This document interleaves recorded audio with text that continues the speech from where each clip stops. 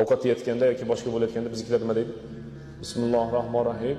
Bismillahirrohmanirrohim. Har xil o'zlarining qiroatlari bor. Bu bittasi ham qiroati yo'q, o'zi shu o'qilishi yo'q.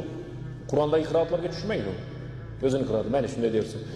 Lekin muhim qanday bo'lsa ham bismillah deyiladi, tamom. Tahoratda duosi bismillah. Yaqinlardan beri ham bir ikki marta so'rashdi. G'usulning duosi qanday bo'ladi? G'usulning duosi yo'q, bismillah tamom. Bismillah deysiz, shu duoda. Bismillah degani Allohning ismi bilan degan. Bismillah dedingiz, shu hamma duo shu.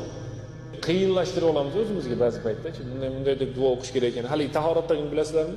Qo'lini yuvganda bunday deb, yuzini yuvganda bunday deyish kerak ekan. Mahs tortganda unday deyish kerak. Oyog'ini yuvganda bunday, gapiradimi, u duo qiladimi, tahorat qiladimi?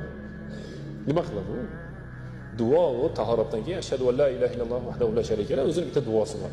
Uni ham esdan chiqarib qo'ysa muammosi yo'q. Boshlanishida-chi bismillah bo'ldi. Ovqatda-chi bismillah. Mashinaga o'tirganingizda, umuman markabga o'tirganingizda bismillah.